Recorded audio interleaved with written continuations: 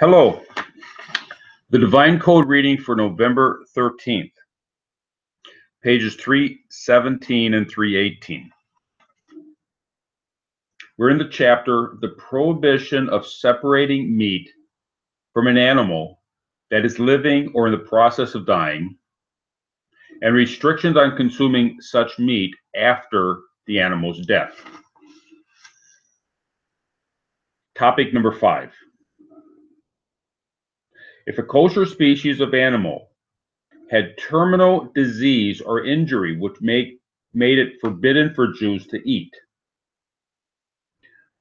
in the Jewish dietary laws, if an animal has an injury or if it's diseased in such a way that the death might be in the next year, sometime in the next year it's expected to die because of the disease or from the injury, then the animal is not considered usable as food for a Jew.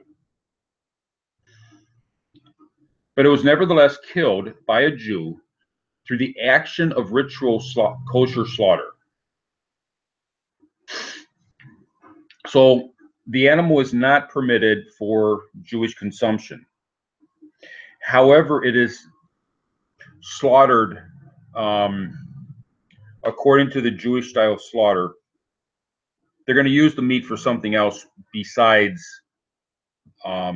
consumption as food. There are some rabbinical opinions that a Gentile, just as a Jew, is permitted to cut off parts of it while it is convulsing, just as in the case of a regular kosher slaughtering, which is discussed in topic 3.4. That was yesterday's reading above. So in the case of a Jewish slaughter, it is permitted to remove meat from the animal while it's in that in-between zone between the time it's slaughtered and the time that it actually dies, the heart stops beating. It is permitted at that time in the case of Jewish slaughter to remove the meat. It's not practical because it is also, OSHA would have a fit over it, but it's theoretically possible.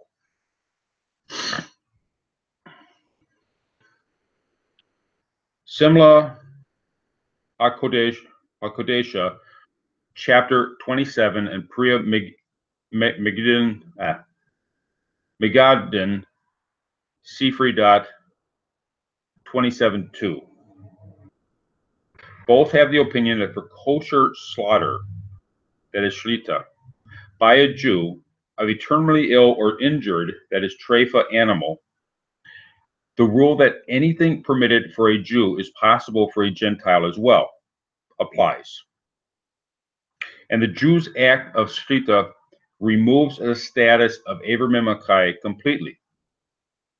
This is because of the Torah defines shlita as by a Jew as death for a kosher species of animal. So normal for Gentiles, the animal is not considered dead until the heart stops beating or the blood stops flowing, which is the same thing as the heart stops beating. That's in the case of Gentile slaughter. A Jewish slaughter, when done with a kosher animal and the slaughter is done in the proper manner, it's considered dead at the moment that the slaughter takes place. So this entire yesterday and today's halakkas are dealing with that in-between zone regarding a Jewish slaughter.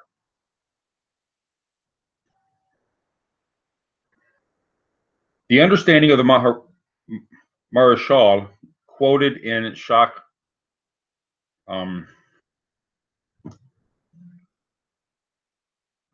earlier and other Torah authorities is that since the treifa animal is from the onset forbidden to be eaten by a Jew according to Torah law, this rule does not apply. And the Jew should not provide its meat to a Gentile consumption until it stops convulsing. So even though a Jew is allowed to slaughter the animal, and they're going to use this meat for some purpose other than consumption, they're going to use it for fertilizer, I don't know. So they have some other idea of what they're going to use for the meat. They're doing a Jewish style slaughter. The question is whether or not the Gentile, whether or not that's considered limb from a living animal for a Gentile. Because a Gentile is allowed to eat the meat. It's just a question of whether or not this permissibility with regards to Jewish slaughter applies in the case where it's a known to be a treifa animal. And I'm not sure if the divine code gets into the question of if they discover later that it's, oftentimes they might discover later that it's a treifa animal after they've cut it up and they looked at the parts and they realize, oh, the animal had some injury that makes it treifa. Would that be retroactive? If the non-Jew took a piece of meat off of it and ate it in that in-between status before it had been checked, later on it's checked and discovered to be treifa, would that have been permitted? Which kind of is a roundabout way of looking at the question right now. As explained in footnote 71, cutting off flesh from a treifa animal is permitted for the Jew immediately after shita.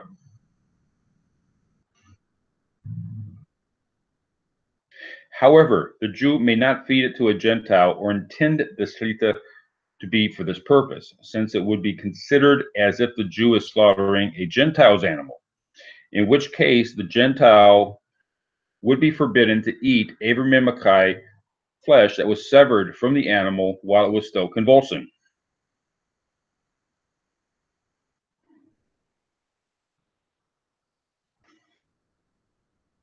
And that goes, see topic 3.6. We are, so that'll be the next, later in today's reading. That'll be the next part in today's reading. So a big part of the question is whether the Jew has in his mind that it's going to be used for food. That's it in a regular Jewish slaughter where he intends it to be used for food. Then once the slaughter cut is made, it will be permitted for food. But in this case, it's known ahead of time that the animal's treif. They're doing the slaughter cut for some other reason than Jewish consumption, and therefore it would not necessarily be considered food at that point. The question is, might it be considered food for a Gentile? But if in the mind of the person doing the slaughter, it's not for the purpose of consumption. Or if he says in his mind that it's for the purpose of the Gentile to consume, well, then the animal is not considered dead until it stops convulsing. The special in-between status would not apply if it's a slaughter for the sake of the Gentile to eat. It's only the slaughter for the sake of the Jew to eat that this in-between status would be permitted.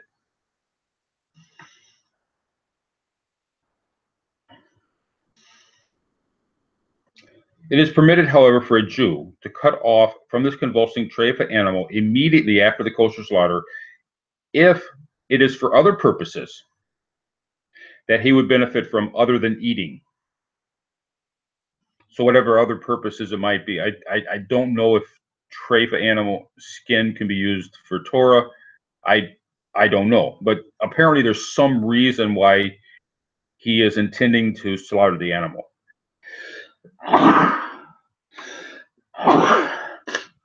Perhaps he intends to use the hooves. Well, no, I guess they wouldn't have hooves that wouldn't count for a kosher animal. But he has something he's going to use the animal for.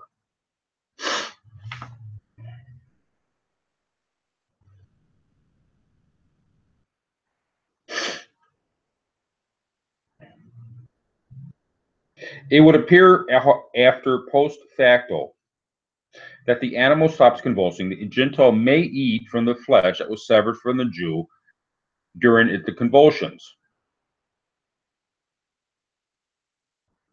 So if the Jew was intending to use the animal for some oddball reason, and he takes a piece of the animal off and hands it to the Gentile, and he takes the piece off while the animal's convulsing, hands it, gives it later to the Gentile. The Gentile may, after it's done convulsing, would be allowed to eat the meat.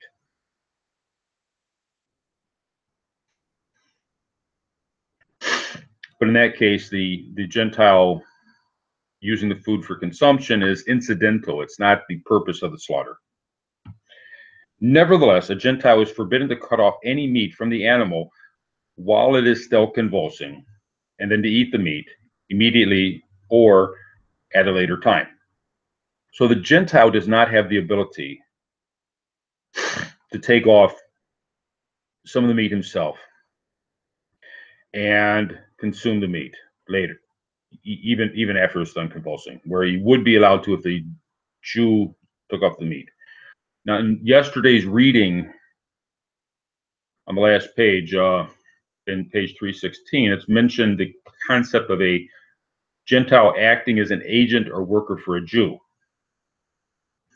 being permitted to take off meat if the Jew cut it for slaughter and he has somebody in the slaughterhouse, a Gentile working in the slaughterhouse, who's his employee, started to cut the meat up. The Gentile would later on be allowed to eat part of that meat, because he's working as an agent, an employee of the Jew. Here it doesn't explain what would happen if the Gentile was acting as an agent. That's something that'll have to still be looked into, dug into. So how that worked with the last halakha and this halakha is not clear. But a Gentile on his own, not as an agent, but on his own took the meat off, it definitely would not be forbidden. It would definitely not be permitted for that person, just as it would not be permitted for the Gentile that's not acting as an agent in the other case.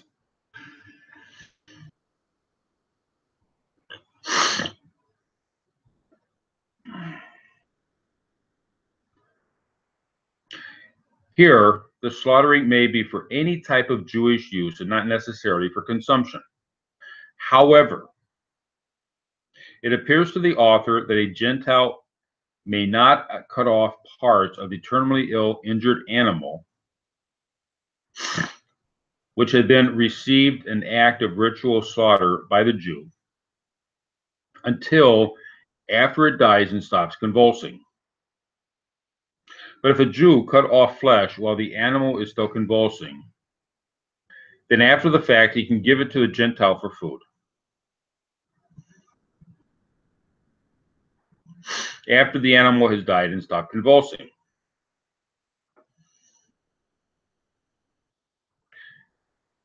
So it apparently there might be a question if the Jew gives it to the Gentile while it's still convulsing, because then the animal's still alive while the Gentile has it. So the idea would be if the Jew can give it to him after, because after it stops convulsing, then it would still not be considered Abram Akai for the Gentile holding it. I guess it has to remain in the ownership of the Jew while the animal is going through the convulsing process. But after the animal is done with the convulsing process, then he can give it to the Gentile because the animal's dead. And the Gentile is allowed to have it.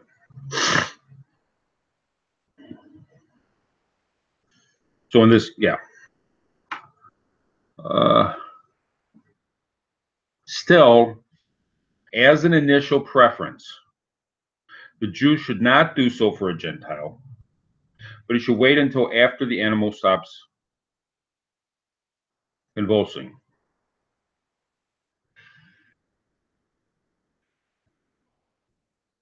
Which is a repeat of the last sentence. So it just reiterating the question before in the footnote in the that was given in the footnote, the possibility of the Jew giving it to the Gentile during the convulsion.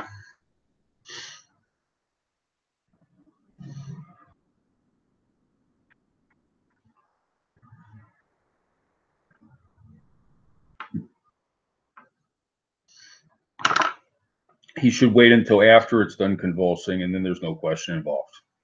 Because there is a question, he should wait until there's no question. Topic number 6. Moreover, when a Jew slaughters a kosher species of animal belonging to the Jew or a Gentile in the kosher manner, if he slaughtered it for the sake of use of a Gentile, the leniency mentioned above in topic 4, and I would assume the last topic, so the last couple pages of the leniencies does not apply. Rather, it is regarded as the same as a slaughter of a non-kosher animal in regard to the precepts of Avram and Makai. As long as this animal is in its death throes, the severed flesh from it is forbidden to be eaten forever by a Gentile. So if the Jew slaughters a horse according to the kosher manner of slaughter, the leniencies about Avram and Makai during the convulsing period would not apply. The non-kosher animal would not apply. Similarly, if the animal is being slaughtered for the sake of food, even if it's owned by a Jew and it's being slaughtered by a Jew, but it's for the sake of food for non-Jews, they're intending it to be eaten by let's say the Jew has a treifa animal, and he doesn't want to lose everything, so he takes it to the Jewish slaughterer. They're going to cut it up and sell it to the Gentiles. And it's a kosher animal, it's a kosher slaughter, but it's for the sake of eating, it's for the sake of selling it as food to the Gentiles. Therefore, it would be in that same category like the horse, that this allowance of meat separated during the convulsing period would not be allowed. It doesn't apply. It's only if it's Jewish slaughter, a Jew slaughtering a kosher animal for Jewish purposes that this applies. This leniency of having meat separated from the animal while it's convulsing would apply.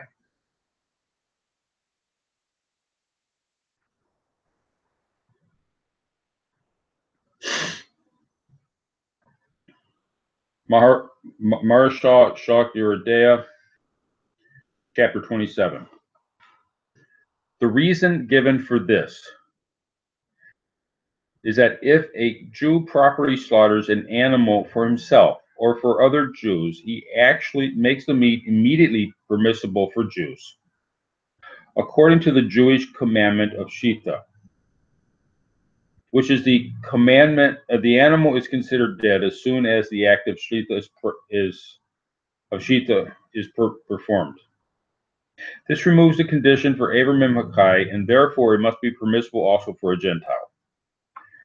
But if he slaughters an animal for Gentile consumption, it is governed by the no-hide commandment that any meat removed from it during the duration of the convulsions may not be eaten by a Gentile until after the animal dies. The Jewish sages added this and forbade Gentiles to cut off any flesh from this animal before its convulsions ends, as one might come to eat from it.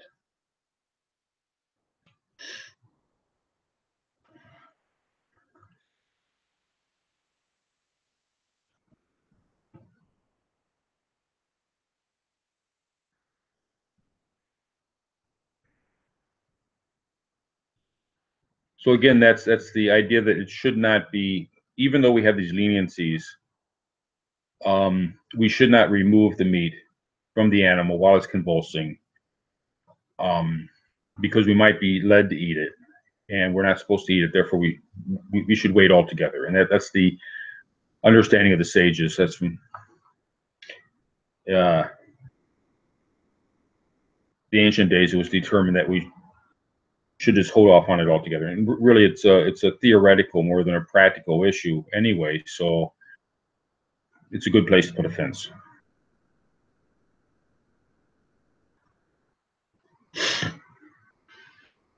Topic number 7. Since the prohibition is dependent on the verse, but flesh from its soul, its blood, you shall not eat. And it is written, the blood in the soul is in the soul. That's Leviticus 17:11 and 17:14.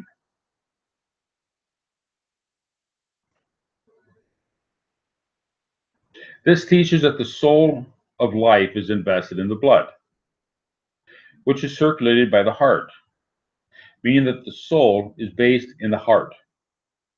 Therefore, the moment of death for an animal is defined as the moment the heart ceases permanently to beat.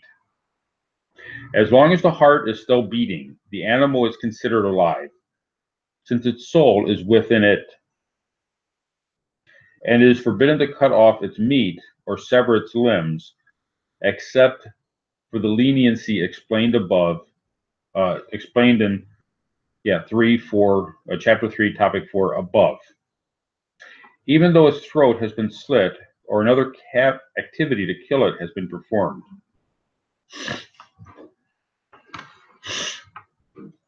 So the understanding of whether or not an animal is alive or dead for the purpose of eating a limb of a living animal, the living is defined by the heart pumping, or it can also be understood as the blood going through the veins because the heart is pumping. That's the way it's defined. Topic number 8. How can it be determined by observation that the animal has died?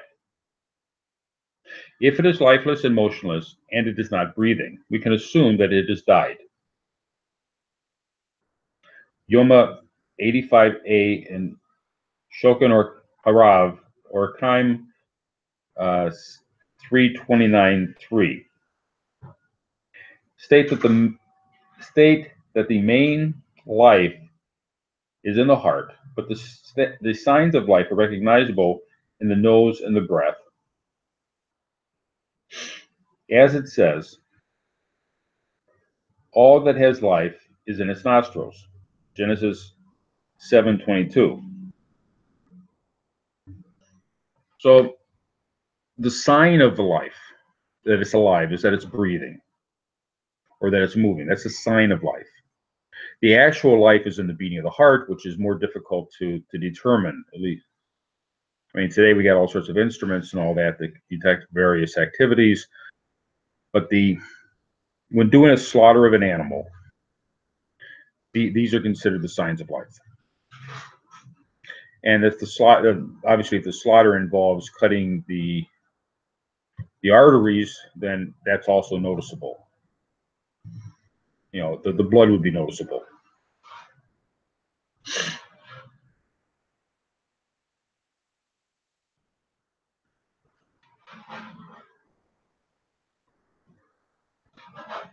Similarly, if its jugular vein or other major blood vessel has been sliced through with an open cut, and the blood is no longer flowing out vigorously, but merely seeping out of the cut blood vessel, the animal is dead. Rambam, The Laws of Forbidden Foods, 6:3. However, if the vein or even the jugular is punctured with a stab instead of an open cut, it will bleed out more slowly, since the animal is still alive as long as the heart is still beating. In this case, one should check more carefully to determine if the heart is permanently stopped. So in a lot of non-kosher, a lot of Gentile slaughterhouses today, they use a bolt. It's like a bullet that goes into the head of the animal, or they might use electrical shock. These are not easily. They open up the possibility for making mistakes. If the artery is sliced, then it's very clear if the animal's heart is beating, because it's gushing out blood. And when it stops gushing out blood, that's the indication that the animal has the heart has stopped beating. That's just the way to tell in a slaughterhouse. And some of these newer methods of slaughter, I mean, they'll do various things. They might cut the artery also.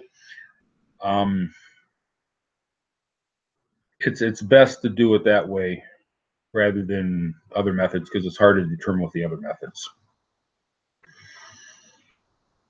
And it's important to know when the animal's dead before cutting pieces off of it.